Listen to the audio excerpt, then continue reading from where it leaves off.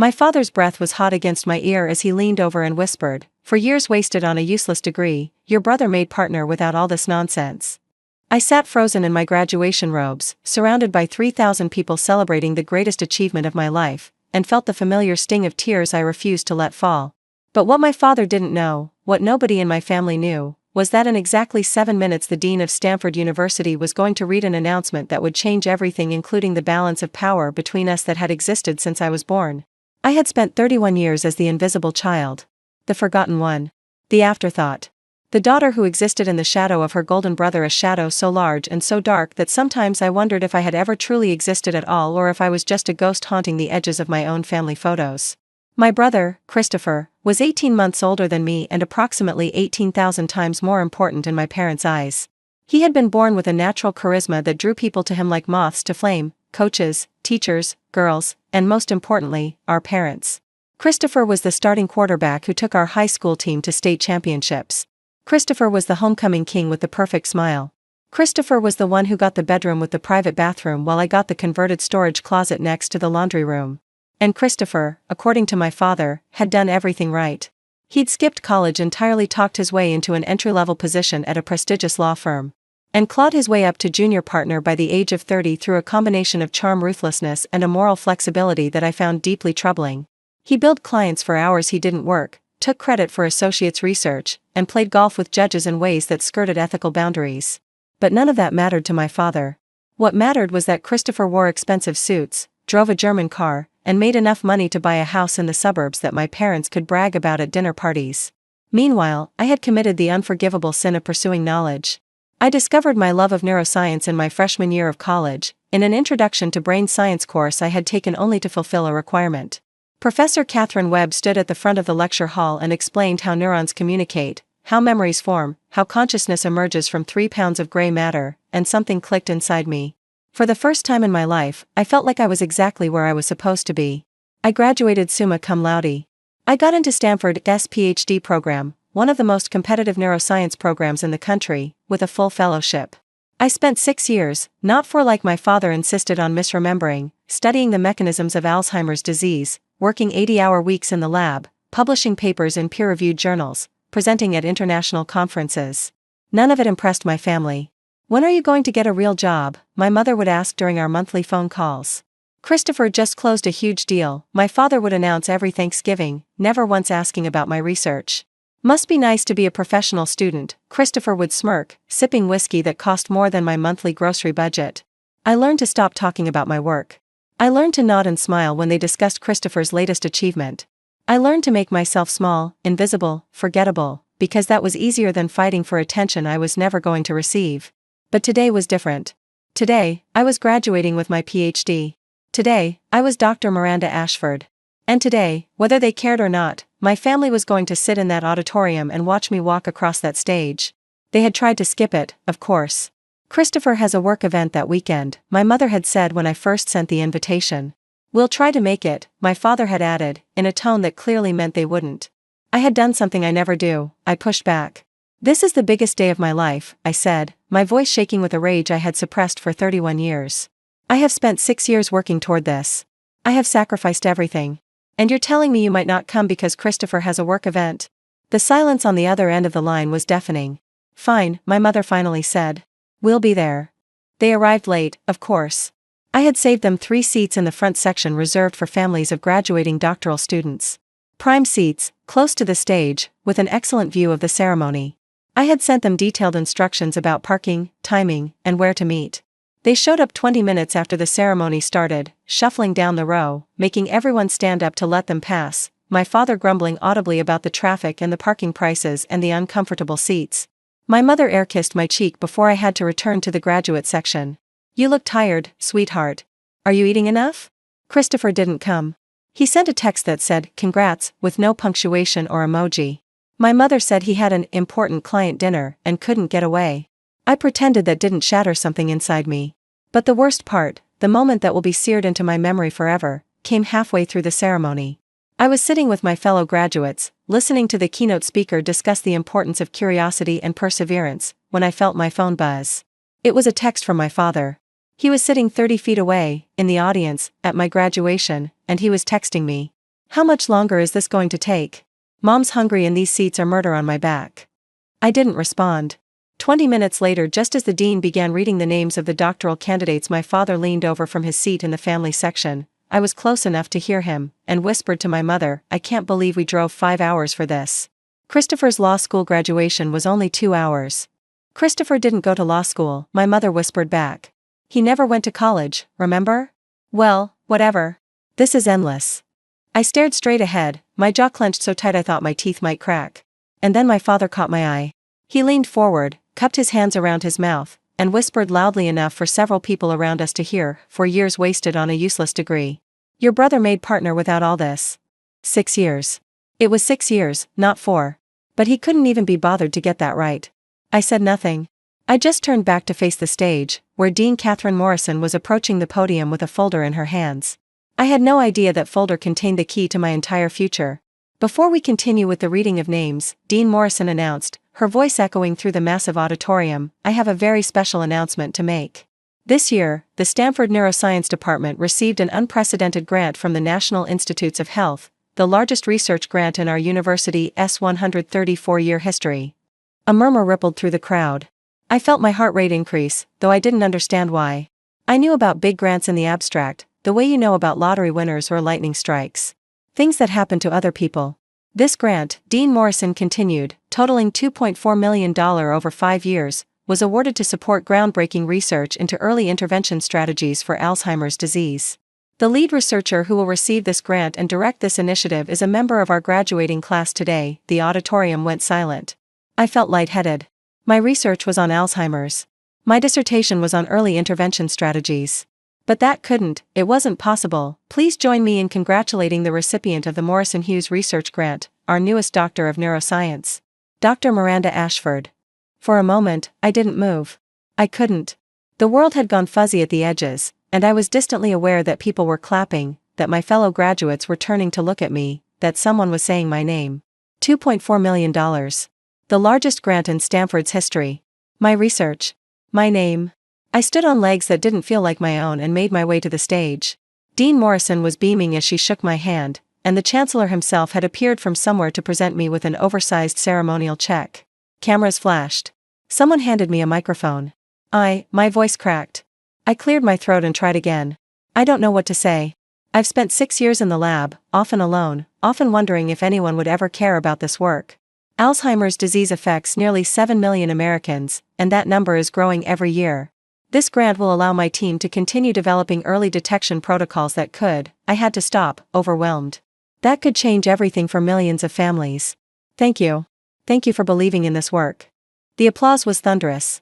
I walked back to my seat in a daze, clutching the ceremonial check, my mind spinning with possibilities. $2.4 million. A team. My own lab. Recognition. And then I saw my father's face.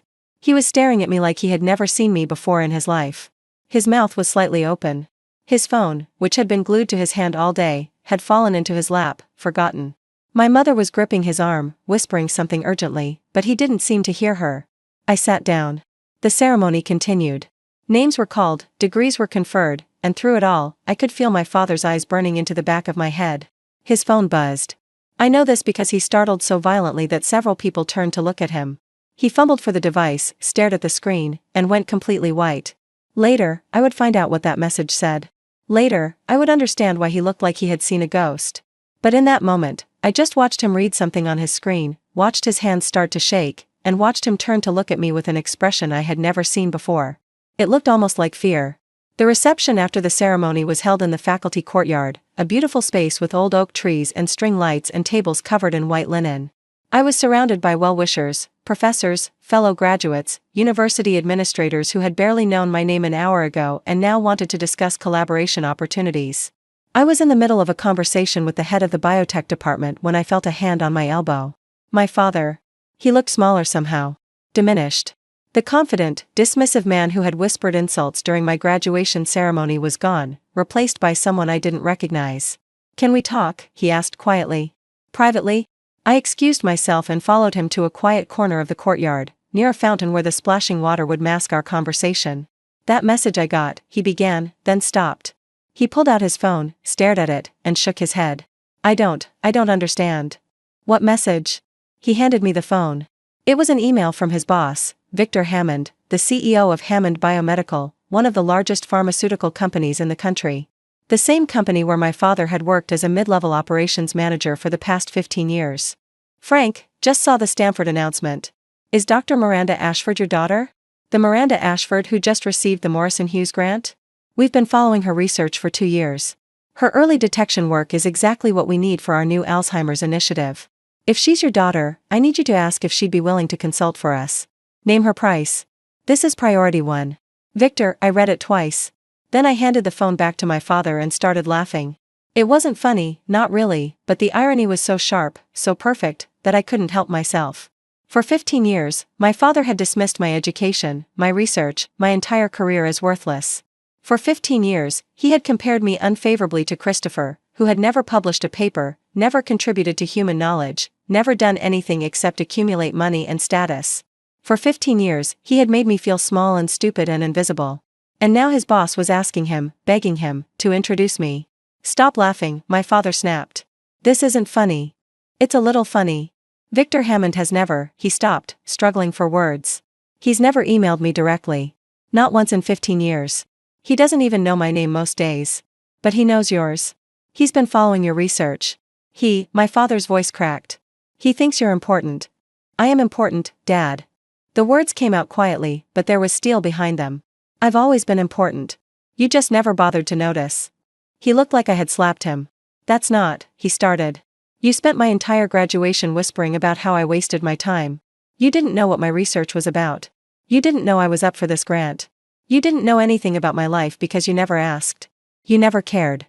I took a breath, fighting to keep my voice steady. Christopher made partner at his firm by billing clients for work he didn't do and playing golf with judges.